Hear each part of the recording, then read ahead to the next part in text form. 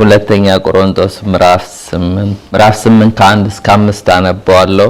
እንደዚህ ይላል፣ ወንድሞች ሆይ ለመቄዶንያ አብያተ ክርስቲያናት የተሰጠውን የእግዚአብሔርን ጸጋ እናሳውቃቸዋለን። በብዙ መከራ ተፈትነው ሳሉ የደስታቸው ብዛት፣ የድህነታቸው ጥልቅነት፣ የልግስናቸው ባለጠግነት አብዝቷል። እንደ አቅማቸው መጠን ከአቅማቸውም የሚያልፍ እንኳን ወደው እንደሰጡ እመሰክርላችኋለሁና ለቅዱሳን በሆነ አገልግሎት እንዲተባበሩ ይህንን ቸርነት በብዙ ልመና ከኛ ይለምኑ ነበር። አስቀድሞም በእግዚአብሔር ፈቃድ ራሳቸውን ለጌታ ለኛም ሰጡ እንጂ እንዳሰብን አይደለም ይላል።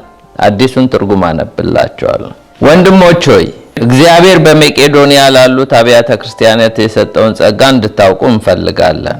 የደረሰባቸው መከራ ጽኑ ቢሆንም ደስታቸው ግን የላቀ ነበር። እነታቸው ብርቱ ቢሆንም ልግስናቸው ግን የበዛ ነበር። እንደ አቅማቸው ብቻ ሳይሆን ከአቅማቸውም በላይ በፈቃዳቸው እንደሰጡ እመሰክርላቸዋለሁ። እነርሱ ቅዱሳንን ለመርዳት በሚደረገው አገልግሎት ለመሳተፍ እድል ያገኙ ዘንድ አጥብቀው ይለምኑ ነበር። እኛ ከጠበቅነው በላይ በመጀመሪያ ራሳቸውን ለጌታ ሰጡ። ቀጥሎም በእግዚአብሔር ፈቃድ ራሳቸውን ለኛ ሰጡ። እንጸልይ። እግዚአብሔር አምላካችን ሆይ እናመሰግናለን። በመካከላችን አለ ጌታዬ፣ በእውነትና በመንፈስ ማምለክ እንድንችል ስለረዳህን ጌታዬ፣ ጊዜ ደግሞ ያንተ ነው፣ ስፍራው ያንተ ነው፣ እኛም ያንተው ነን። በኢየሱስ ክርስቶስ ስም በቃል ቀድሰን፣ ቃል አስተምረን፣ በቃል አንጸን፣ በቃል አረመን፣ በቃል መግበን፣ በቃልህ ነው ጌታ አቅጣጫ አሳየን። ቃልህ በፍጹም ግልጽነት ይምጣ። እኔም ባሪያ በፍጹም ግልጽነት መናገር እንድችል እርዳኝ፣ በኢየሱስ ስም አሜን። ሁለተኛ ቆሮንቶስ ምዕራፍ 8 ከ1 እስከ 5 የሚያስተምረንን በመጀመሪያ ርዕሱን እሰጣችኋለሁ። መሰጠት ይበልጣል ከመስጠት የሚል ነው። መሰጠት ይበልጣል ከመስጠት የሚል ነው። ዴዲኬሽን ኢዝ ቤተር ዛን ጊቪንግ የሚል ነው። ዴዲኬሽን ኢዝ ቤተር ዛን ጊቪንግ። በሌላ ቋንቋ ራስን መስጠት ይሻላል ሌላ ነገር ከመስጠት ማለት ነው። እዚህ ጋር 3 ፖይንቶች እናያለን። አንደኛው ጊቨርስ ሰጪዎችን እናያቸዋለን። ቁጥር 1 ላይ ናቸው ሰጪዎቹ። ወንድሞች ሆይ እግዚአብሔር በመቄዶንያ ላሉ አብያተ ክርስቲያናት የሰጠውን ጸጋ እንድታውቁ እፈልጋለሁ ይላል። ሰጪዎችን እናያለን። ሌላው ጊፍት ስጦታን እናያለን። ቁጥር 3 ላይ ነው። እንደ አቅማቸው መጠን ከአቅማቸውም የሚያልፍ እንኳን ወደው እንደሰጡ እመሰክርላቸዋለሁና ይላል። ቁጥር 4 ላይ ድጋሚ ያነባዋለሁ በአዲሱ ትርጉም። እነርሱም ቅዱሳንን ለመርዳት በሚደረገው አገልግሎት ለመሳተፍ እድል ያገኙ ዘንድ አጥብቀው ይለምኑ ነበር ይላል። ይሄ ጊፍት ነው። ሶስተኛው ግን ግሬት ጊፍት የሚል ነው። የመጀመሪያው ጊቨርስ እነማን ናቸው? የመቄዶንያ ሰዎች ናቸው ሰጪዎቹ። ሁለተኛው ጊፍት ነው። የመቄዶንያ ሰዎች የሚሰጡት ስጦታ እናያለን። ሶስተኛው ግሬት ጊፍት የሚለው ነው፣ ታላቅ ስጦታ። ቁጥር 4 ላይ አስቀድመው በእግዚአብሔር ፈቃድ ራሳቸውን ለጌታ ለኛም ሰጡ እንጂ እንዳሰብን አይደለም ይላል። አዲሱ ትርጉም ግን እኛ ከጠበቅነው በላይ በመጀመሪያ ራሳቸውን ለጌታ ሰጡ፣ ቀጥሎም በእግዚአብሔር ፈቃድ ራሳቸውን ለኛ ሰጡ ይላል። ጊቨርስ እነማን ናቸው? ሰጪዎቹ መቄዶንያ ይባላሉ። መቄዶንያ እንግዲህ በሰሜን ግሪክ አካባቢ ያለ በዛ ያሉ አብያተ ክርስቲያናቶች እነማን ናቸው? የመጀመሪያዎቹ የሚታወቁት ፊልጵስዩስ ናቸው። ሌሎቹ ተሰሎንቄ ከዛም ቤሪያዎች ናቸው። እና እነዚህ ቤተክርስቲያኖች ናቸው ታዋቂ። እና ስጦታውን የሚሰጠው ለኢየሩሳሌም ቤተክርስቲያን ላለች በችግር ለሚያልፉ ቅዱሳን ነው። ሰጪዎቹ እነዚህ ቢሆኑም ግን ጳውሎስ ለማን ነው የሚነግራቸው? በአኪያ ላሉ። አኪያ ዋና ከተማ ማነች? ቆሮንቶስ ነች። ለቆሮንቶስ ቅዱሳን ነው እየነገራቸው ያለው።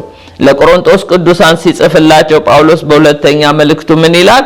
ወንድሞች ሆይ እግዚአብሔር በመቄዶንያ ላሉት አብያተ ክርስቲያናት የሰጠውን ጸጋ እንድታውቁ ፈልጋለሁ፣ እነዚህ ምሳሌ ይሁናችሁ እያለ ነው። ብዙ ጊዜ አስተውላችሁ እንደሆነ በክሪስማስ ጊዜ የሚሰበኩ ስብከቶች አሉ።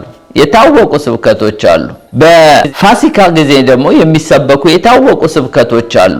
ይሄ ደግሞ ስለ ስጦታ ሲሰበክ የትም አብያተ ክርስቲያናት ውስጥ የሚሰበከው ይሄ ስጦታ ስለመስጠት ነው እና ይሄ የተለመደ ነው። እኔ ግን ዛሬ ከተለመደው ወጣ ባለ ሁኔታ ነው ማካፍላችሁ። ርዕሴ እንዳልኳችሁ መሰጠት ይበልጣል ከመስጠት የሚል ነው። ርዕሱን በደንብ ያዙልኝ። ዴዲኬሽን ኢዝ ቤተር ዛን ጊቪንግ። ከምንሰጠው ስጦታ ይልቅ እኛ የምንሰጠው ይበልጣል። የኔ የምትሉት አሁን የያዛችሁት ጤናችሁ ቢሆን፣ ገንዘባችሁ ቢሆን፣ ጊዜያችሁ ቢሆን ሁሉ ነገር የእግዚአብሔር ነው አይደለ? ሰጥቶን ነው። ከሁሉ የበለጠ ግን የሰጠን ራሱን ነው። ልጁን ኢየሱስን ሰጠን ማለት ኢማኑኤል እግዚአብሔር ከኛ ጋር ሆነ ማለት ነው። እግዚአብሔር ራሱን ነው የሰጠን። that is a great gift። አያችሁ፣ መስጠት ስጦታ እግዚአብሔር ነው ያስተማረን። እኛ ከየትም አምጥተነው አይደለም። ምንም የኔ ያለኝ የምንለው ነገር በሙሉ የእግዚአብሔር ነው። ወርቁም ብሩም የኔ ነው ብሏል። ነፍሳት ሁሉ የኔ ናቸው ብሏል። ይሄ የምታዩት አዋፋት፣ ከብቱ ወይም ምድር ላይ የሚመጣው ዝናቡ፣ ፀሐይ ሁሉ ተፈጥሮ ሁሉ የለገሰን እግዚአብሔር ራሱ ነው። ግን ከሁሉ የበለጠ ግሬት ጊፍት ግን ልጁን የሰጠን ስጦታ ነው። እነዚህም ቅዱሳን የሰጡት ስጦታ በዚህ ቦታ ተዘርዝሯል። በተለይ ጳውሎስ በአኪያ ላሉ ቅዱሳን እነሱ ሲነግራቸው የመቄዶንያ ሰዎች እነዚህ የፊልጵስዩስ ክርስቲያኖች ድህነት አላቸው፣ ጥልቅ የሆነ ነገር ችግር አለባቸው። ግን በኢየሩሳሌም ላሉ በችግር ላሉት ትዝ ይላቸዋል። አጋቦስ እንኳን ከዚህ በፊት ትንቢት ሲናገር ጳውሎስ አሰባስቦ ገንዘብ ወደ ኢየሩሳሌም እንደሄደ በሐዋርያት ሥራ ላይ ተምረናል። እና ኢየሩሳሌም ሰዎች እነዚህ የግሪክ ቅዱሳን አህዛቦች ናቸው፣ ገንዘብ አሰባስቦ ይረዳቸው ነበርና እነዚህ ካላቸው ድህነት ጥልቅነት ያካፍሉ ነበር ለኢየሩሳሌም። ይህን ታሪክ ነው የሚዘግብላቸው ጳውሎስ ለቆሮንቶስ ሰዎች፣ እናንተም የነዚህን ሰዎች አርያ ተከተሉ እያለ ነው። እና ግን ዋናው ምንድነው ዛሬ እንድናየው የምፈልገው እኔ ስለ ስጦታ ወይም ስለ መስጠት ሳይሆን ሶስቱ ነገር እነዚህ ጊቨርስ ማን ናቸው? የመቄዶንያ ሰዎች ናቸው። ለብዙ ሰዎች አርያ የሚሆኑ ናቸው እና የሰጡት ደግሞ ጊፍት አለ። ግን ትልቁ ግሬት ጊፍት የተባለው ግን ቁጥር 4 ላይ ያለው ነው። እኛ ይላል በአዲሱ ትርጉም ከጠበቅነው በላይ በመጀመሪያ ራሳቸውን ለማን ሰጡ? ለጌታ ሰጡ ይላል። በመጀመሪያ ራሳቸውን ለጌታ ሰጡ። ቀጥሎም ይላል በእግዚአብሔር ፈቃድ ለኛ ግን ሲሰጡ አለ እንደ እግዚአብሔር ፈቃድ ነው ይላል። በእግዚአብሔር ፈቃድ ራሳቸውን ለኛ ሰጡ ይላል። ከዛ በኋላ ደግሞ ስጦታ ሰጡ። መሰጠት ይበልጣል ከመስጠት የሚለው ርዕስን ያስኩት ለዚህ ነው። የመሰጠትና የመስጠት ልዩነታቸው ምንድነው የሚለውን እናያለን። መሰጠት ግሬት ጊፍት ነው። መስጠት ግን ምንም ነገር ልንሰጥ እንችላለን። ግሬት ጊፍት መሰጠት ማለት ሁለንተናን ዴዲኬት ማድረግ ማለት ነው። ለጌታ ሁለንተናችንን መስጠት ማለት ነው። በሙሉ ልብ መሰጠት ማለት ነው። ቁርጠኛ መሆን ማለት ነው። የማያቋርጥ ጥረት በማድረግ እና ከፍ ባለ ፍላጎት በትጋት መሰጠትን ይጠይቃል። መሰጠት ኮሚትመንትን ይጠይቃል። ሙሉ በሙሉ ሁለንተናችንን መሰጠትን ይጠይቃል። መስጠት ማለት ግን ራስን ሰስቶ ራስን ከልክሎ ራስን ቆጥቦ ወይም ደግሞ ለጌታ ራሳችንን ሳንቆርስ ወይም ደግሞ ራሳችንን ሳንለቅ ለጌታ የሆነ ነገር መስጠት ማለት ነው። ሰው ራሱን ነፍጎ ራሱን ሰስቶ ራሱን ቆጥቦ ራሱን ከልክሎ የሆነ ነገር ሰጥቶ ማለፍ ይችላል። ያ ማለት መስጠት እንጂ መሰጠት አይደለም። እግዚአብሔር እጃችንን ሳይሆን ልባችንን ነው የሚፈልገው። እግራችን ቤተክርስቲያን መጣ ማለት ተሰጥተናል ማለት አይደለም። እግራችንን አይደለም የሚፈልገው፣ አሁንም ልባችንን። እግዚአብሔር የኛን ስጦታ አይደለም የሚፈልገው፣ ራሳችንን ነው የሚፈልገው። ምክንያቱም እሱ አንድ ልጁን ከሰጠን እኛ ደግሞ ራሳችንን ሳንቆጥብ ሳንሰስት ሳንነፍግ እንዳለ ልንሰጠው ይፈልጋል። ችግሩ ግን እኛ አንሰጥ። አያችሁ፣ ስለዚህ ነው መሰጠት ይበልጣል ከመስጠት።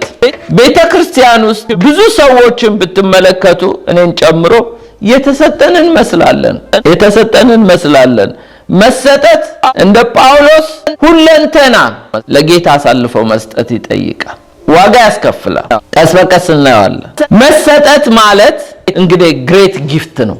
መስጠት ምንም ልንሰጥ እንችላለን። ብርም ወርቅም ጊዜያችንን ብዙ ነገሮችን ልንሰጥ እንችላለን። ግን ራሳችንን ነፍገን ራሳችንን ከልክለን ራሳችንን አጥረን ራሳችንን አናስቀምስ ብለን ራሳችንን አናስቆርስ ብለን ጳውሎስ ግን ቢያስፈልግ ሕይወታችንን ሁሉ ሰጠናቸው አካፍልናቸው ይላል። እና መሰጠት ግሬት ጊፍት ነው።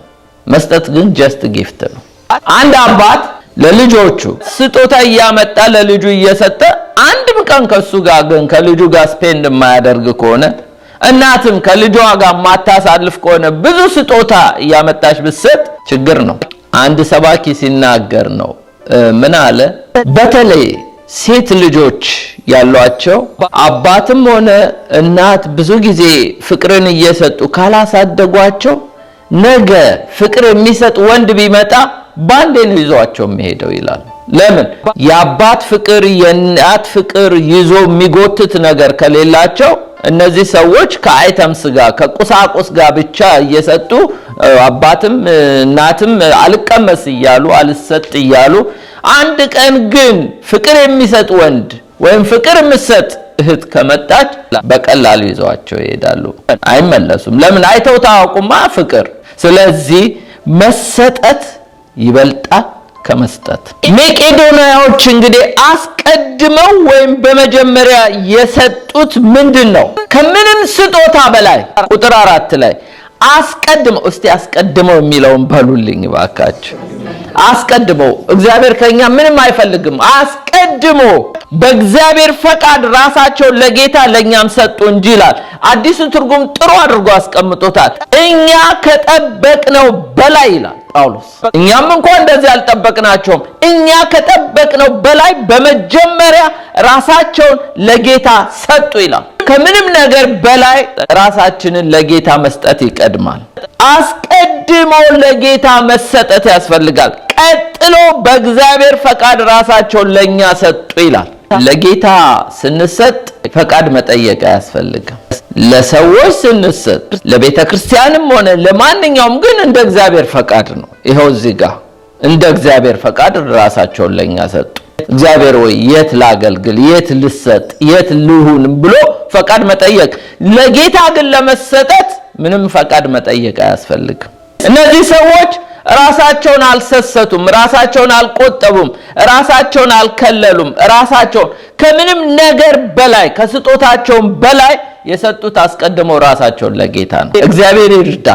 አስቀድመን ከምንም ነገር በላይ ራሱን ለሰጠን ጌታ መልሰን ራሳችንን ብንሰጥ፣ ሐና እኮ ያደረገችው የሰጣትን ልጅ መልሳ ለጌታ ሰጠችው አይደል እንዴ? እኛ ሕይወትን የሰጠንን ጌታ መልሰን ራሳችንን ለሱ እንድንሰጠው እግዚአብሔር ይፈልጋል።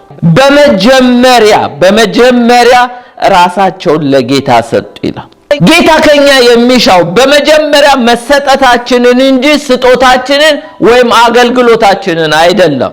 ምሳሌ 23:26 ላይ እንዲህ ይላል፣ ልጄ ሆይ ልብህን ስጠኝ ይላል፣ ዓይኖች መንገዴን ይውደዱ። ልጄ ሆይ ልብህን ስጠኝ፣ ዓይኖች መንገዴን ይውደዱ። እኔ ካንተ ልብ ነው የምፈልገው ነው የሚለው። ማይንድህን ነው የምፈልገው ይላል። አቴንሽንህን ነው የምፈልገው። እግዚአብሔር እግሬን አይደለም እጄን አይደለም። እግዚአብሔር የሚፈልገው ልቤን ነው። ምክንያቱም ሰው ልቡን ከሰጠ ሌላውን ነገር መስጠት ቀላል ነው። ዋናውን ነገር ይዘን አንኳሩን ነገር ይዘን ወይም ደግሞ በኩር የሆነውን ነገር ይዘን ለእግዚአብሔር ትንሽ ነገር እየሰጠን ከጊዜያችን ትንሽ፣ ከእድሜያችን ትንሽ፣ ከገንዘባችን ትንሽ፣ ከምናችን ትንሽ ነው በኩሩ ነው እኮ ለጌታ ማቅረብ። በኩሩ ልባችን ነው። እኔ ግን አለ ዳዊት ንጉሴን ከፍ ባለው ተራራዬ ላይ ሾምኩት አለ። ተራራ እኮ ሲል ይህንን ተፈጥሮን አይደለም፣ ልባችን የበለጠ ተራራ የለም። እዚህ ላይ ሾምኩት ነው የሚለው። ጌታ ልብ ነው የሚፈልገው። ሳሙኤል እኮ ሄዶ ዳዊት ቤት የእሴይን ቤት ልጆች ሊቀባ እኔ እኮ ሰው እንደሚያይ አላይም፣ እኔ ማየው ልብ ነው አለ። እንደ ልቤ የሆነ የእሴይን ልጅ ዳዊትን አገኘሁት እኮ የሚለው ዳዊት ልቡን የሰጠ ሰው ስለሆነ። ዛሬ ጌታ ይርዳል። በኩራችንን እንስጥ። በኩራችን ልጆቻችን አይደሉም። በኩራችን ገንዘባችን አይደለም። በኩራችን ከብታችን አይደለም። በኩራችን ጊዜያችንም አይደለም። በኩራችን ልባችን ነው። የሰው ልብ እጅግ ክፉ ነው፣ ማንስ ይመረምረዋል ይላል እግዚአብሔር ቃል። እኔ ግን እግዚአብሔር ልብና ኩላሊትን እመረምራለሁ ይላል። ይሄን ልባችንን ነው ጌታ የሚፈልገው። ለዚህ ነው ሮሜ 12:1 ላይ ጳውሎስ ሲጽፍ ለሮሜ ቅዱሳን ጌታ ከኛ የሚሻው መጀመሪያ መሰጠታችንን እንጂ ስጦታችንን ወይም አገልግሎታችንን ስላልሆነ እንግዲህ ወንድሞች ሆይ ሰውነታችሁን እግዚአብሔርን ደስ እንደሚያሰኝ ሕያው ቅዱስ መስዋዕት አድርጋችሁ ታቀርቡ ዘንድ በእግዚአብሔር ርህራሄ እለምናችኋለሁ፣ እርሱም ለአእምሮ የሚመች አገልግሎታችሁ ነው ይላል። ሰውነታችሁን አቅርቡ። ይሄ የተዋጀውን፣ ይሄ በክርስቶስ ደም የተቀደሰውን፣ ይሄ ጌታ የኔ ነው የሚለውን ስጡኝ። እግዚአብሔር እኮ እኛን በፍቅር እንጂ እኮ በግድ አይደለም። የሚወደኝ ቢኖር ይከተለኝ ነው አይደለ ያለው። ስጦታውንም ልባችንንም በፍቅር እንጂ ማንንም ጌታ አያስገድድም። ታዲያ መቄዶንያን እንዴት ነው መጀመሪያ ለጌታ ሊሰጡ የቻሉት? እንዴት ሊሰጡ ቻሉ? እዛው ላይ ነው እኮ መልሱ ያለው። ቁጥር 1 ላይ ወንድሞች ሆይ እግዚአብሔር በመቄዶንያ ላሉ አብያተ ክርስቲያናት የሰጠውን ጸጋ እንድታውቁ ፈልጋለሁ። በጸጋ ነው ወገኖች፣ መሰጠትም በጸጋ ነው። እነዚህ ሰዎች የተሰጣቸውን ጸጋ ተጠቅመውበታል። እዚህ ላይ የምናየው ጸጋ ምንድነው? የመስጠትና የመሰጠት ጸጋ ነው የተገለጠባቸው እነዚህ ሰዎች። እግዚአብሔር ለመስጠትም ጸጋ ይሰጠናል። ግን ጸጋውን ተቀብለን ማንሰጥ ከሆነ ያባከንን ነው። እነዚህ ሰዎች ግን ጸጋውን ተጠቅመውበታል በአግባብ። የቆሮንቶስ ሰዎች እኮ የአኪያ ሰዎች እኮ ይነግራቸዋል፣ ለእናንተም ጸጋው ፈሶላችኋል፣ እናንተ ግን ያው ትንቢት ነው የምትናገሩት፣ መገለጥ ነው የምታስተላልፉበት፣ ብዙ ነገር አለ። በቆሮንቶስ ቤተክርስቲያን ብዙ የጸጋ ስጦታ ፈሷል። ግን መስጠትና መሰጠትም ራሱ ጸጋ ይጠይቃልና ተጠቀሙበት እያላቸው ነው። ለመስጠትም ለመሰጠትም ጸጋ ያስፈልጋል። እግዚአብሔር በጸጋው ባለጸጋ ነው። ማንም ጸጋ ቢጎለው ሳይነቅፍ በልግስና የሚሰጠውን እግዚአብሔርን ይለምን ይላል። ግን ምንድነው? ጸጋ ተቀብለን ግን ለመሰጠት ካልቻልን ችግር አለ ማለት ነው። በጸጋው እየተጠቀምን አይደለም። እነዚህ ሰዎች ጸጋውን ተጠቅመውበታል በአግባብ። የምን አይነት ጸጋ? የመስጠትም የመሰጠትም ጸጋ። ጸጋ ሲበዛልን ነው የምንሰጠው። አንድ ሰው ራሱን የሚሰስት ከሆነ፣ የሚቆጥብ ከሆነ፣ ንፉግ ከሆነ፣ ራሱን ለጌታ የማያስገኝ ከሆነ ጸጋ የለውም፣ ጎሎታል። እግዚአብሔር ሆይ ጸጋ ስጠኝ ልንለው ይገባል። ለብዙ ነገር ተሰጠን ለጌታ ነገር መሰጠት ካቃተን የጸጋ መጉደል ነው በቃ። ምክንያቱም ይሄ በኃይል የሚሆን ጉዳይ አይደለም። እግዚአብሔር ጸጋውን ይሰጣል። ጸጋው ግን ወደ ዙፋኑ እንድንቀርብ የሚያደርግ ነው። ጸጋው ግን ጌታ እንድንከተል የሚያደርግ ነው። ጸጋው ግን በጌታ እግር ስር እንድንቀመጥ የሚያደርግ ነው። ጸጋው ጌታን እንድንል የሚያደርገን ነው፣ እንድንጸልይ የሚያደርገን ነው። ጸጋው ከጌታ አያርቅም፣ ወደ ጌታ ሞር ያቀርባል እንጂ። እነዚህ ሰዎች በጸጋ ነው ራሳቸውን ለጌታ የሰጡት። ስለዚህ ሰው እንግዲህ ራሱን ለጌታ ካልሰጠ ጸጋ ጎሎታል ማለት ነው። ስለዚህ ዛሬም ቢሆን እግዚአብሔር ሆይ ጸጋ ስጠኝ ወደ አንተ እንድቀርብ ልንለው ይገባል።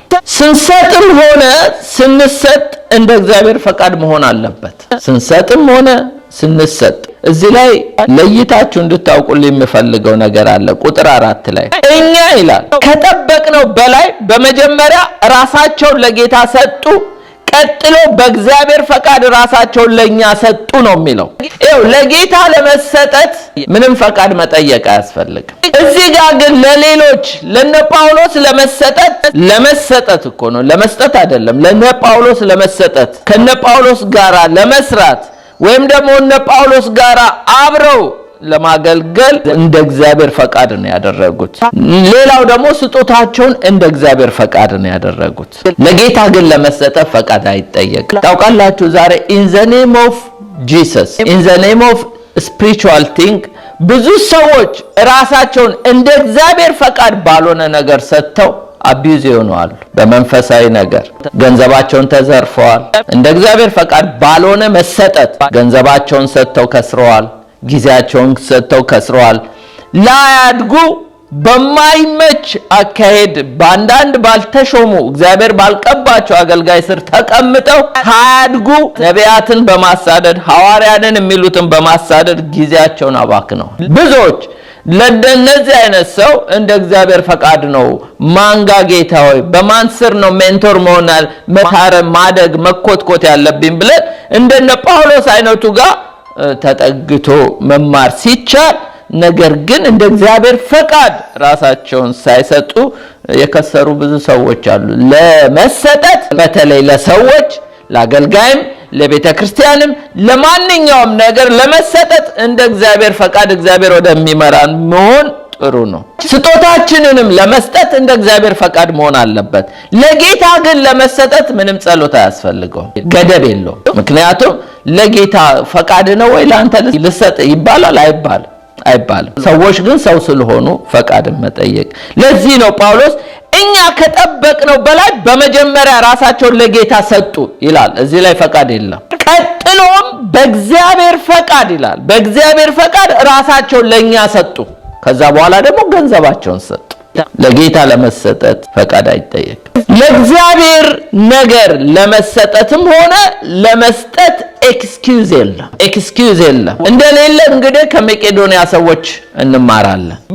ምክንያት ማብዛት ምክንያት መደርደር ምንም አይሰራም። ለእግዚአብሔር ነገር ለመሰጠትም ሆነ ለመስጠት ምክንያት መደርደር የለም። ምክንያቱስ የመቄዶንያ ሰዎች ቻሌንጅ ያደርጉናል። ምን ይላል? በብዙ መከራ ተፈትነው ሳሉ የደስታቸው ብዛት ይላል። ሰው በመከራ እንደሚደሰት የመቄዶንያ ሰዎች ምስክሮች ናቸው። ጳውሎስና ሲላስ እኮ እነዚህን ሰዎች ሲያገለግሏቸው እኮ በእስር ቤት ተጠርቀው ያሉ ሲዘምሩ ሲያመልኩ ጳውሎስና ሲላስ በመከራ ያለፉ ሲደሰቱ አይተዋል። ስለዚህ እነዚህ ሰዎች በደረሰባቸው መከራ ጽኑ ቢሆንም ደስታቸው ግን የላቀ ነበር ይላል። አይገርማችሁ?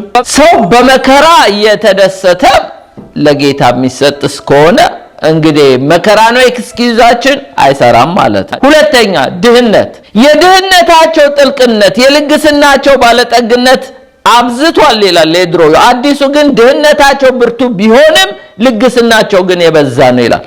ራሳቸውን አልቆጠቡም፣ የራሳቸው ነገርንም አልቆጠቡም። ለምን? ልግስናቸው የበዛ ነው። ምክንያቱም ድህነታቸውን ግን ስናይ እጅግ ብርቱ ነበር ይላል። ብርቱ ነበር። ድህነት ማለት የጸጋ መጉደል እንጂ ድህነት ማለት የገንዘብ መብዛት ወይም ማነስ አይደለም።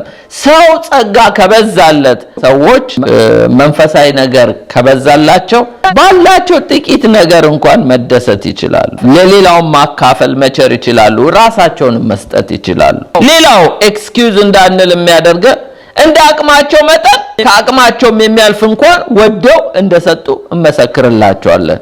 እንደ አቅማቸው ብቻ ሳይሆን ይላል አዲሱ ትርጉም ከአቅማቸው በላይ በፈቃዳቸው እንደሰጡ እንመሰክርላቸዋለን ይላል። ጌታ ኢየሱስ ምን አለ? ያችን ሴት የተቻላትን አድርጋለችና አታድክሟት ተዋት ነው ያለው አይደለ? አልባስጥሮስ ሽቶን የሰበረችውን ለምን? እንደ አቅሙ አደረገች። ጌታ ኢየሱስ ያቅማችንንም ብናደርግ ችግር የለም። እነዚህ ግን ጸጋው ከአቅማቸው በላይ እንዲያልፉ አደረገ። አያችሁ? ለመሰጠትም ለመስጠትም ከአቅም በላይ የሚያዘረጋ ጸጋ ሲበዛ። አለበለዚያ ግን ይሄ ከሌለን ጸጋ ጎሎናል፣ ጌታዊ ጸጋ ስጠን ልንል ይገባል። ሌላው ለቅዱሳን በሆነ አገልግሎት እንዲተባበሩ ይህን ቸርነት በብዙ ልመና ይለምኑ ነበር ይላል። እነርሱም ቅዱሳንን ለመርዳት በሚደረገው አገልግሎት ለመሳተፍ እድል ያገኙ ዘንድ አጥብቀው ይለምኑ ነበር። ጳውሎስ እድል ስጠን እባክህ፣ አዎ ድህነት አለብን፣ አዎ ፈተና አለብን፣ አዎ መከራ አለብን፣ እባክህ እኛም በዚህ አገልግሎት ውስጥ ፓርቲሲፔት እናድርግ እያሉ ጳውሎስን ይለምኑት ነበር። ይሄ እኮ ጸጋ ነው። የጸጋው ክብር ይመሰገን ዘንድ እግዚአብሔር ይህን አደረገ። አስቀድመው በእግዚአብሔር ፈቃድ ራሳቸውን ለጌታ ለእኛም ሰጡ እንጂ እንዳሰብን አይደለም ይላል። እኛ ከጠበቅነው በላይ በመጀመሪያ ራሳቸውን ለጌታ ሰጡ፣ ቀጥሎም በእግዚአብሔር ፈቃድ ራሳቸውን ሰጡ። ስለዚህ ለመስጠትም ለመሰጠትም ከነዚህ ሰዎች የባሰ ድህነት ከነዚህ ሰዎች የባሰ መከራ ካልገጠመን ኤክስኪዩዝ የለንም ማለት ነው። በጣም የሚያሳዝነው ነገር ብዙ ጊዜ ለእግዚአብሔር ለመሰጠትም ሆነ ለመስጠት ራሳቸውን የሚያስወድዱ ውድ የሆኑ ራሳቸውን ለእግዚአብሔር ራሳቸውን ለማቅረብ ኤክስፔንሲቭ የሆኑ ሰዎች የሚያሳዝነው ግን ማንም ምንም በርካሽ ዋጋ ያገኛቸዋል። ለመንፈሳዊ ነገር፣ ለጸሎት፣ ለባይብል ስተዲ፣ ለብዙ ነገር ተለምነው በብዙ ነገር በቃ ለመንፈሳዊ ነገር ተለምነው የሚመጡ ሰዎች አልባሌ ቦታ ማንም ምንም ዋጋ ሳያስከፍል ያገኛቸዋል። በርካሽ እግዚአብሔር ከዚህ ይጠብቃል። ምን ነው ለእግዚአብሔር ቤት ርካሽ ሆነን ምን ነው በውጪ ለዓለም ውድ ብንሆን? አንዳንዴ ቫይስ ቨርሳል ይሆናል። በርካሽ ማንም ያገኛቸዋል። አንዳንድ ሰዎች ብዙ ምክንያት ደርድረውላችሁ ኤክስኪውዝ የመቄዶንያ ሰዎች እንግዲህ ቻሌንጅ እየሆኑን ነው። ብዙ ኤክስኪውዝ ደርድረው ሄዳችሁ ብታያቸው ብትጠይቋቸው ወይም ብትቀርቧቸው በማይረባ ሁኔታ ውስጥ ራሳቸውን ርካሽ በተባለ ቦታ ላይ የጌታን ውድ ነገር ደሙን የከፈለበት ጸጋውን ያፈሰሰበት መንፈሱን የሰጠበትን ነገር ምክንያት አብዝተው በርካሽ ቦታ ላይ ግን ማንም ምንም በቀላሉ ሲያገኛቸው ስናይ ያሳዝናል። ጌታ ከዚህ ይጠብቀን። እኛ ውድ ዋጋ የተከፈለብን ሰዎች ነን። ማንም ደግሞ በቀላል ሊያገኘን የሚገባ ጌታ ብቻ ነው በቀላል ሊያገኘን የሚገባው። ምክንያቱም በደሙ ዋጅቶናል፣ የራሱ ነን። እኛ ራሳችንን ለእግዚአብሔር ለመስጠት እንሰስታለን፣ እንቆጠባለን፣ እንነፍጋለን። ጌታችን ግን እንደዚህ አይደለም። አንደኛ ጴጥሮስ ምዕራፍ 2:23 ላይ ሲሰድቡት መልሶ አልተሳደበም፣ መከራም ሲቀበል አልዛተም፣ ነገር ግን በጽድቅ ለሚፈርደው ራሱን አሳልፎ ሰጠ ይላል። አያችሁ፣ ኢየሱስ ራሱን አሳልፎ የሰጠው ለኛ ሲል ነው። ለአብ በአብ ፊት ራሱን አሳልፎ የሰጠው ስለኛ ፋንታ ነው። ሲሰድቡት መልሶ አልተሳደበም፣ መከራ ሲቀበል አልዛተም፣ ነገር ግን በጽድቅ ለሚፈርደው ራሱን አሳልፎ ሰጠ። አያችሁ፣ መሰጠት ማለት እንዲህ ነው። ጌታ ኢየሱስ ራሱን ሳይሰስት ለአባቱ ፈቃድ ለኛ ደህንነት ራሱን ሰጠ። አንደኛ ጢሞቴዎስ ምዕራፍ 2:6 ላይ ራሱን ለሁሉ ቤዛ ሰጠ፣ ይህም በገዛ ዘመኑ ምስክርነቱ ነበር ይላል። በገዛ ዘመኑ ምስክርነቱ ነበር። ራሱን ለሁሉ ቤዛ ሰጠ። ጌታ ኢየሱስ ለአባቱ ፈቃድ ተሰጠ። ለአባቱ እንደተሰጠ ደግሞ ለሁላችን ቤዛ ሊሆን ራሱን ሰጠ።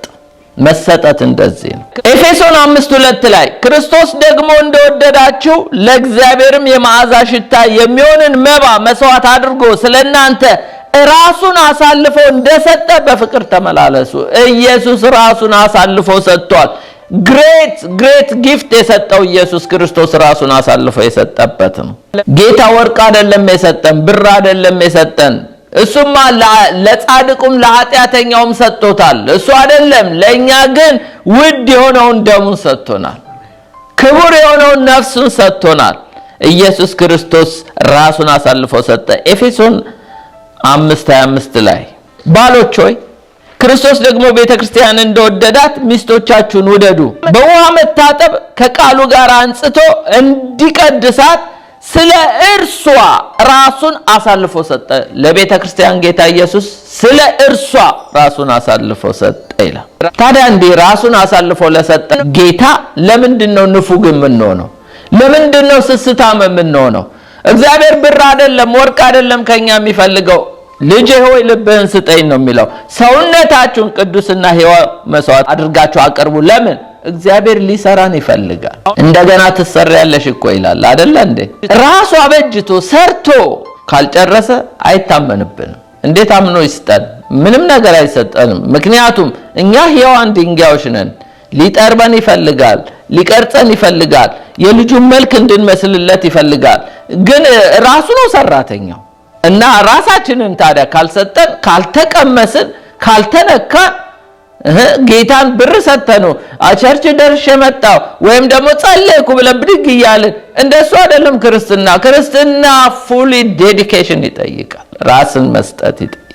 ሙሴ አስቀድሞ ለጌታ ሳይሰጥ እንደ እግዚአብሔር ፈቃድ ባልሆነ መንገድ ለወንድሞች ራሱን ሰጥቶ ስደት ደረሰበት። የእግዚአብሔር ቃል የሚለው እኛ ከጠበቅነው በላይ በመጀመሪያ ራሳቸውን ለጌታ ሰጡ ይላል። ቀጥሎ በእግዚአብሔር ፈቃድ ራሳቸውን ለኛ ሰጡ ነው የሚለው አይደለ እንዴ? ሙሴ ግን በእግዚአብሔር ፈቃድ ሳይሆን ዝም ብሎ ራሱን ሰጥቶ ስደት ውስጥ ገባ።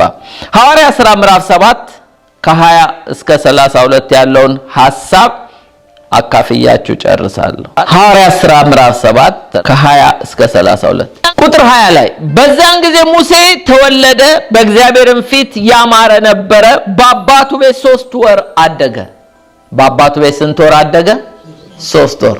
ሙሴ የአባትህ ቤት ስንት ወር ኖርክ፣ ስንት ዓመት ኖርክ ብትሉት 3 ወር ብቻ ነው። እኛ ግን በእኛ ዘመን እንደውም አንዳንዱ 40 ዓመት ድረስ ይኖራል አይደል? በአባቱ ቤት በእናቱ ቤት አይደል? ሙሴ ግን 3 ወር ብቻ ነው የኖረው። ከዛ በኋላ ከቁጥር 21 ጀምሬ ያነባዋለሁ እስከ 28። ከዛ በኋላ በተጣለ ጊዜ ይላል የፈርዖን ልጅ አነሳችው፣ ልጅም ይሆናት ዘንድ አሳደገችው።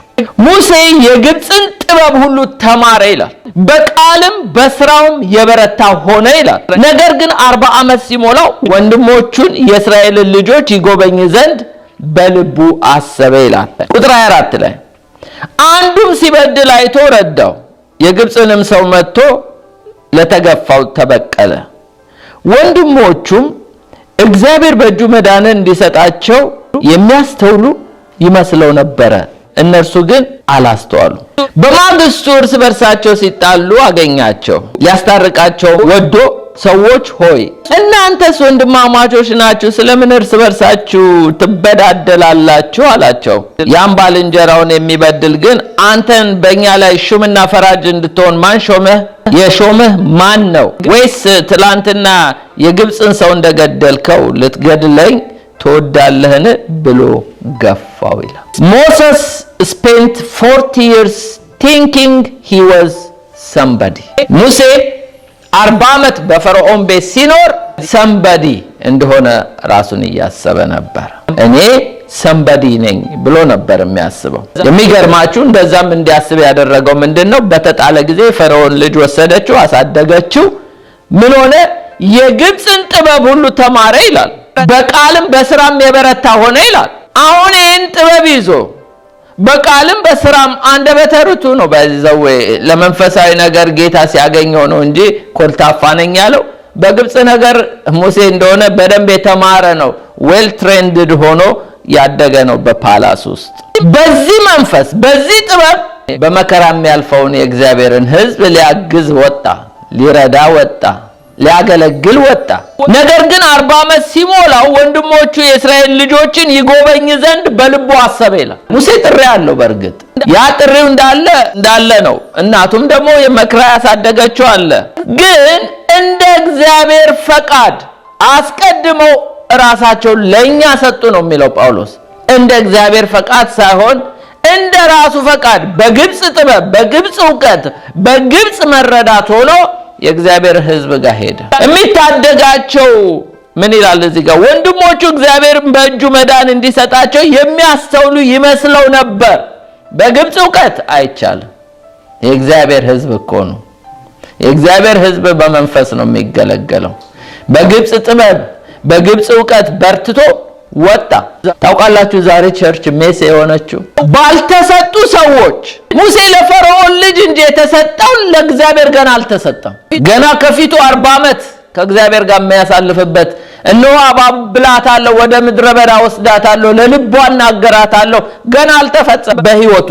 ከፈርዖን ቤት ያደገ በግብፅ ጥበብ፣ በግብፅ ዕውቀት፣ በግብፅ ማስተዋል ሆኖ በቃልም በስራም ብርቱ ሆኖ የእግዚአብሔርን ሕዝብ ሊያገለግል መጣ። በባርነት ያለን፣ በችግር ያለ እንደውም የሚታደጋቸው የሚያስተውሉ ይመስለው ነበረ። የሚገርማችሁ ግን አላስተዋለም። እንደ እግዚአብሔር ፈቃድ ነበረ መሰጠት የነበረበት። ለዚህ ነው ስንሰጥ እንደ እግዚአብሔር ፈቃድ ሰምበዲ ሆኖ ማገልገል እግዚአብሔር ቤት የለም። ገና ኖበዲ መሆን አለበት። ሙሴ ኖበዲ ምንም እንዳልሆነ ማንም እንዳልሆነ ገና ልኩን ማወቅ ነበረበት። በዚህ በግብፅ ዕውቀትና ጥበብ የእግዚአብሔርን ሕዝብ ነፃ ሊያወጣ አያወጣም። አሁን እኮ ሙሴነቱ ነው እንጂ እሱነቱ ነው። ለዚህ ነው ከመግደልም የጀመረው። እግዚአብሔር ያድናል እንጂ አይገለም። በመግደል አገልግሎት የለም። ሌባው ነው ሊሰርቅ፣ ሊያርድ፣ ሊገድል ይመጣል የተባለው ኢየሱስ እኔ ሕይወት እንዲሆንላችሁ እንዲበዛላችሁ። ሙሴ በመግደል ጀመረ፣ በአድሎ ጀመረ። እርግጥ ነው ግብፃውያኖች የሚሰሩት ግፍ አለ። ግፍ አለ። ግን የእግዚአብሔር ነገር በእግዚአብሔር መንፈስ እንጂ በኃይልና በብርታት ወይም በግብጽ ጥበብ ዛሬ እኮ የዓለምን ጥበብ ሊያስጥለን ነው። እስራኤልን በምድረ በዳ 40 ዓመት እንደመራ እግዚአብሔር እኛም ተሰጡልኝ የሚለን እኮ ግሬት ጊፍት ራሳችሁን ስጡኝ የሚለው እኮ ይሄንን የግብጽ ጥበብ ሊያስጥለን ነው። በዚህ መንፈስ ካገለገልን አንስማማ። በዚህ መንፈስ ለጌታ ብለው የሚሄዱት ይኸውና ዛሬ ቤታቸውን እንጂ እኮ የጌታን ቤት እየሰሩ አይደለም። ጌታን ለማገልገል የጌታን ቤት ለመስራት ኖበዲ መሆን አለብን። ሰንበዲ ሆኖ አይቻልም። የግብጽን ጥበብ ይዞ መጣ። የግብጽን ዕውቀት በአንደበቱ ርቱ በቃልም በስራም ብርቱ ነበር ይላል። እንዲህ በርትቶ የእግዚአብሔርን ሕዝብ ከባርነት ሊያወጣ አይቻልም። ወንድሞቹ ናቸው ሊጎበኛቸው ወጣ። ጥሩ ነው። ግን በዚህ መንፈስ በዚህ ጥበብ ጌታ አይገለገልም። 40 years ከፊቱ ገና አለ። ቁጥር 29 ላይ ሙሴም ከዚያ ነገር የተነሳ ሸሽቶ በሚዲያም አገር መጻተኛ ሆኖ ኖረ፣ በዚያም 2 ልጆች ወለደ ይላል። ያ እስራኤላዊ ምን አለው? ቁጥር 27 ላይ አንተም በእኛ ላይ ሹምና ፈራጅ እንድትሆን ማን አደረገ አለው። ያ ብቻ አይደለም፣ ወይስ ትናንትና ግብፃዊ እንደገደልከው እኔንም ልትገለኝ ነው ወይ አለው። ለምን? በግብጽ ጥበብ ነው፣ በግብጽ ብርታት ነው፣ አንደበተ ርቱዕ ነው፣ ብርቱ ሰው ነው።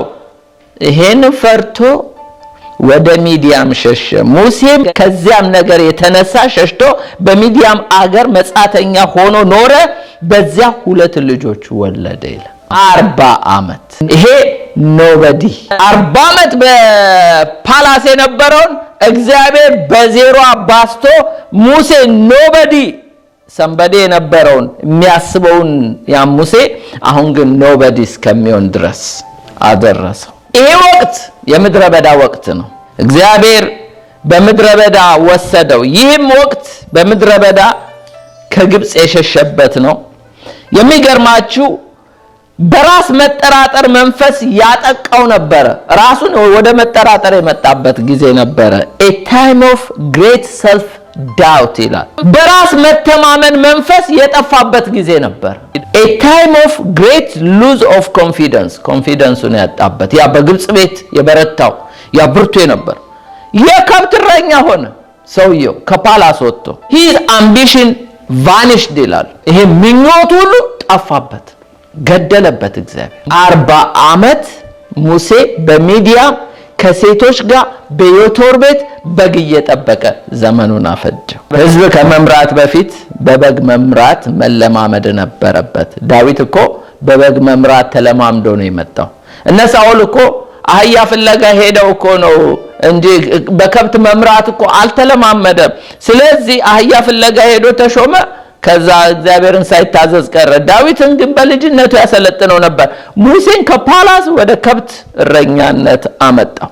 ብዙ ኮንፊደንሱን ሁሉ ሉዝ አደረገ። የሚገርማችሁ አሁን ሌላ 40 ዓመት መጣ። ይሄ ደግሞ 40 years discovering what God can do with a nobody። እግዚአብሔር በኖበዲ መስራት እንደሚችል ዲስከቨር አደረገ። ለካስ እግዚአብሔር ሰምበዲ በሆኑ ሰዎች ሳይሆን የሚሰራው ኖበዲ በሆኑ ናቸው። በመንፈስ እንጂ በኃይልና በብርታት አይደለም ማለት። ላንብብላችሁ ቁጥር 30 ላይ 40 ዓመት ሲሞላው ጌታ መልአክ በሲና ተራራ ምድረ በዳ በቁጥቋጦ መካከል በእሳት ነበልባል ታየው። ሙሴም አይቶ ባየው ተደነቀ። ሊመለከትም ሲቀርብ የጌታ ቃል እኔ የአባቶች አምላክ የአብርሃም አምላክ የይስሐቅ አምላክ የያዕቆብ አምላክ ነኝ ብሎ ወደ እርሱ መጣ። ሙሴም ተንቀጥቅጦ ሊመለከት አልደፈረም። ጌታም ያ የቆምክባት ስፍራ የተቀደሰች ምድር ናትና የእግርህን ጫማ አውልቅ፣ በግብጽ ያሉትን ሕዝቤ መከራ ፈጽሜ አይቼ መቃተታቸውንም ሰምቼ ላድናቸው ወረድኩ። አሁን እግዚአብሔር መጥቷል። ቀድሞ ግን ሙሴ ብቻውን ነበር ለካስ። አሁን ገና ነው እግዚአብሔር የወረደው። ወረድኩ አለ እግዚአብሔር። አሁን ና ወደ ግብጽ እልካለሁ። አሁን ተልኮ ነው። ቀድሞ ግን ተልኮ አይደለም። አያችሁ፣ ሳይላኩ እኮ ነው ሐዋርያንን የሚሉ ዛሬ ብዙ ሰዎች እንደዚህ ተልከው እኮ ቢሄዱ ሰዎችንም ነፃ ያወጣሉ አለው። ሹምና ፈራጅ እንድትሆን የሾመ ማን ነው ብለው የካዱትን ይህን ሙሴ በቁጥቋጦ በታየው መልአኩ እጅ እግዚአብሔር ሹምና ቤዛ አድርጎ ላከው ይላል። አሜን። አሁን ኖበዲ ነው። አሁን ማን ነው? ጥበቤ ነው፣ ጉልበቴ ነው፣ ኃይሌ ነው፣ ዕውቀቴ ነው፣ ፈርዖን ቤት ያካበትኩት ዕውቀት ነው አይልም ሙሴ። ኖበዲ አፈትም ነበር። እንደውም ጌታ ሲያናግረው እናንተ በግላችሁ አንብቡ፣ ብዙ ኤክስኪውዝ ጠይቋል። ለምን? ኮንፊደንሱን ሉዝ አድርጎታል፣ አጥቷል። ለምን? 40 ዓመት በግብጽ የነበረው የእስራኤልን ሕዝቦች እኮ ከግብጽ አውጥቶ እኮ በ40 ቀን የሚገባ መንገድ እያለ 40 ዓመት እኮ ያስጓዛቸው ለምን እንደሆነ ታውቃላችሁ? የግብጽን ነገር ሊያስጥላቸው ነበር። እኛንም እኮ ያው ነው እኮ ዛሬ ዓለም እንውጣ እንጂ እኮ ዓለማዊነትን ከኛ ሊያወጣ ነው። ለዚህ ነው በአይምሮአችሁ መታደስ ተለወጡ፣ ይህንን ዓለም አትምሰሉ፣ ራሳችሁን ስጡኝ ልለውጣችሁ ነው። that is a great gift እግዚአብሔር ከኛ የሚፈልገው። እግዚአብሔር ሆይ ምን ላድርግልህ፣ ምን ልስራልህ፣ ምንም አታስደስቱኝም፣ እናንተ ራሳችሁን ስጡ፣ እኔ ራሴ ሰርቼ እኔ ለራሴ። ለዚህ ነው እኮ ያዘጋጀሁት ዳዊት አለ እኮ በምድረ በዳ። አያችሁ እግዚአብሔር ራሱ ሰርቶን ራሱ ሊጠቀምብን ነው የሚፈልገው። ግን ሊሰራን ሲመጣ ምን በረግግ ከሆነ ሊሰራን ሲመጣ አንቀመስ ካለን ሊሰራን ሲመጣ ሊያበጀን ሲፈልግ የልጁ እኛ አንቀመስ ካለን እግዚአብሔርን ድንግል እንደሆነን በእግዚአብሔር ቤት 30-40 ዓመት ኖረን አርጅተን እንሞታለን። እግዚአብሔር እንደሆነ ያው የሰው ባህሪ ለመሰራት ብዙ ዓመት ነው። ሙሴ 40 ዓመት ነው የፈጀበት። ከዛ 40 ዓመት በ80 ዓመቱ ተገለጠለት። ሌላ 40 ዓመት ተጨምሮለት አገልግሎ ነው ያለፈው። ሰንበዲ ነበር ኖበዲ ያደረገው። እግዚአብሔር በኖበዲ ሰርቶ አለፈ። በኖበዲ እግዚአብሔር ይሰራል ለምትሉት ነገር መጠራታችንን መመልከት ብቻ ነው። የእግዚአብሔር ቃል እንዲህ ይላል። አንደኛ ቆሮንቶስ የመጨረሻ ጥቅሴ አንደኛ ቆሮንቶስ 26:29 ወንድሞች ሆይ መጠራታችሁን ተመልከቱ። እንደ ሰው ጥበበኞች የሆኑትን ብዙዎችን ኃያላን የሆኑትን ብዙዎችን ባለጠጎች እንደ ሙሴ አይነት ጠቢብ አለ እንዴ? በግብጽ ጥበብ የበረታ እነሱን አልመረጥኩም እኮ ነው የሚለው። ሙሴ በእርግጥ ተመርጧል፣ ግን ጥበቡን አስጥሎት ነው የተጠቀመው። በጥበባችን በግብጽ ጥበብ እግዚአብሔር አይጠቀምም። ባላባቶችንም አልተጠሩም። ነገር ግን እግዚአብሔር የጥበበኞችን ጥበብ እንዲያሳፍር የዓለም ሞኝን ነገር መረጠ። ብርቶችን እንዲያሳፍር የዓለም ምናምንቴ ደካማ ነገር መረጠ። እግዚአብሔር የሆነውን ነገር እንዲያጠፋ የዓለም ምናምንቴ ነገር የተናቀውን ነገር ያልሆነውንም ነገር ኖበዲዎችን መረጠ ማለት ነው ባጭር ቃል። ስጋ የለበሰ ሁሉ በእግዚአብሔር ፊት እንዳይመካ ይላል። እንግዲህ የመሰጠት ቤኔፊቶች ይሄ ጥቅስ አይደለም። ከፈለጋችሁ ያዙት። ጥቂት ፖይንቶች ልንገራችሁና ጠቀልለዋለሁ። ኪ ቤኔፊት ኦፍ ዴዲኬሽን የመሰጠት ቁልፍ ጥቅሞች፣ አንደኛው ጎል አቺቭመንት የግብ ስኬት፣ ግባችንን እንድንመታ ያደርገናል ስንሰጥ ለተጠራንበት ዓላማ። ሌላው ስርዓትንና ራስን መግዛት እንማርበታለን። ዲሲፕሊን ኤንድ ሰልፍ ኮንትሮል እንማርበታለን ስንሰጥ ዴዲኬሽን ውስጥ ቤኔፊቱ። ሌላው የግል እድገት ፐርሰናል ግሮዝ፣ በመንፈሳዊ ነገር እያደግን እንመጣለን። ሌላው ራስን ከፍ ያለ ግምት እንጨምራለን። በክርስቶስ ያለን ግምት ከፍ ይላል። በዓለም ካለን ግምት ይልቅ በክርስቶስ ያለን ግምት ይሄ ኢንክሪዚንግ ሰልፍ ስቲም ይለዋል እና በክርስቶስ ያለን ግምት እየጨመረ ይመጣል ስለራሳችን። ሌላው ጠንካራ ግንኙነት ወይም ፌሎሺፕ ይኖረናል ከእግዚአብሔር ጋር ስትሮንግ ሪሌሽንሺፕ። ሌላው የክህሎት እድገት ይኖረናል። የክህሎት ማለት ስኪል ዴቨሎፕመንት፣ በተሰጠን ጸጋ ወይም ደግሞ እግዚአብሔር በሰጠን ታለንት እያደግን እንመጣለን ዴዲኬት ስንሆን። የመጨረሻው ሞቲቬሽን ነው። ተነሳሽነት ይኖረናል ለእግዚአብሔር ነገር ሳንቆጠብ። እርሻለሁ።